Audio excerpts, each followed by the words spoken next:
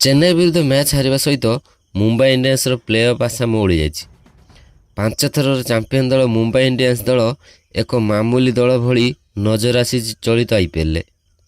ସୂର୍ଯ୍ୟକୁମାର ଯାଦବ, ହାର୍ଦ୍ଦିକ ପାଣ୍ଡ୍ୟାଙ୍କ ସମେତ ତିଲକ ବର୍ମା ଏବଂ ଯଶପ୍ରୀତ ବୁମରା ପର୍ଯ୍ୟନ୍ତ ସବୁ ଚାମ୍ପିୟନ୍ ଖେଳାଳି ଏଥର ମୁମ୍ବାଇ ଇଣ୍ଡିଆନ୍ସ ପାଇଁ ବୋଝ ସାଜିଛନ୍ତି।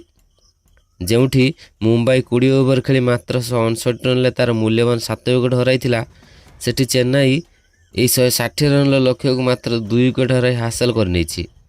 ଏଥିସହିତ ଯେଉଁ ଚେନ୍ନାଇ ଦଳ ପ୍ରଥମରୁ ଦୁର୍ବଳ ଭଳି ଲାଗୁଥିଲା, ସେ ପୁଣି ନିଜର ପ୍ଲେ ଅଫ୍ ଆଶାକୁ ଉଜ୍ଜୀବିତ କରିଛି। ଶନିବାର ଦିନ ଖେଳାଯାଇଥିଲା ଚଳିତ IPLର 44ତମ ମ୍ୟାଚ୍। ଏହି ମ୍ୟାଚ୍ରେ ଦୁଇ ଚାମ୍ପିୟନ୍ ଦଳ, ଯିଏକି 5 ଥର ଏହି ଟାଇଟଲ୍ ହାସଲ କରିଥିଲେ, ଦୁହେଁ ଆମ୍ନାସାମ୍ନା ହୋଇଥିଲେ। ତେବେ ଏହି ମ୍ୟାଚ୍ରେ ଚେନ୍ନାଇ ଠାରୁ ମୁମ୍ବାଇ ଇଣ୍ଡିଆନ୍ସ ପରାଜୟ ହେବା ପରେ ଭାଙ୍ଗି ପଡ଼ିଛନ୍ତି ମୁମ୍ବାଇ ଇଣ୍ଡିଆନ୍ସର ଓନର ନୀତା ଅମ୍ବାନୀ। ନିଜ ଚାମ୍ପିୟନ୍ ଦଳର ଏଭଳି ଖରାପ ଫର୍ମ ଦେଖି ବହୁତ ନିରାଶ ହୋଇଛନ୍ତି ନୀତା ଏବଂ କାନ୍ଦି କାନ୍ଦି ଖୁବ୍ ଶୀଘ୍ର ଦଳରେ ବଡ଼ ପରିବର୍ତ୍ତନ କରିବାକୁ ଯାଉଛନ୍ତି ବୋଲି ଘୋଷଣା କରିଛନ୍ତି। ତେବେ ନୀତା କାନ୍ଦି କାନ୍ଦି ଦଳରେ କିଭଳି ପରିବର୍ତ୍ତନ କରିବା କଥା ଘୋଷଣା କରିଛନ୍ତି, ତା ବିଷୟରେ ଆମେ ଆପଣଙ୍କୁ ବିସ୍ତାର ଭାବରେ ଜଣାଇବୁ ଏହି ଭିଡ଼ିଓରେ।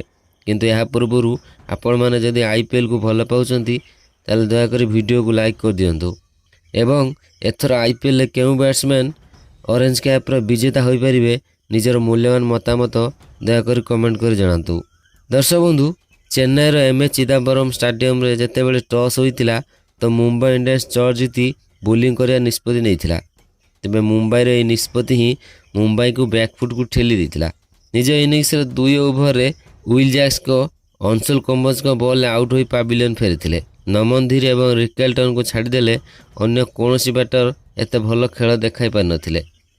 ଦଳ ମାତ୍ର 159 ରନ୍ ହିଁ କରିବାରେ ସକ୍ଷମ ହୋଇଥିଲା ଏବଂ ଚେନ୍ନାଇ ପାଖରେ 160 ରନ୍ର ବିଜୟ ଲକ୍ଷ୍ୟ ରଖି ଚେନ୍ନାଇ ଠାରୁ 8 ୱିକେଟ୍ ବ୍ୟବଧାନରେ ପରାସ୍ତ ହୋଇଥିଲା।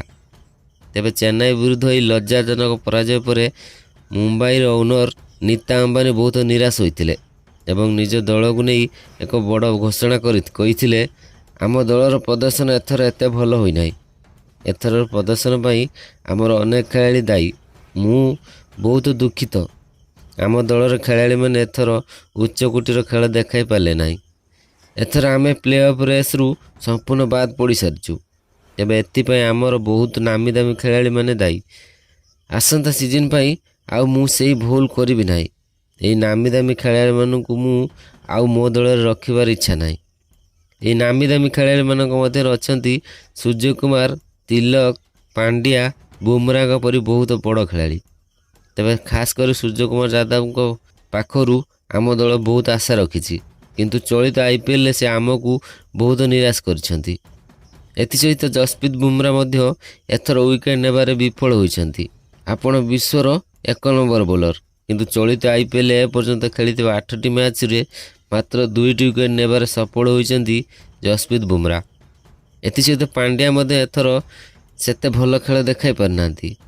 8ଟି ମ୍ୟାଚ୍ରେ ମାତ୍ର 146 ରନ୍ କରିବା ସହିତ ମାତ୍ର 4ଟି ୱିକେଟ୍ ନେଇଛନ୍ତି ହାର୍ଦ୍ଦିକ ପାଣ୍ଡ୍ୟା।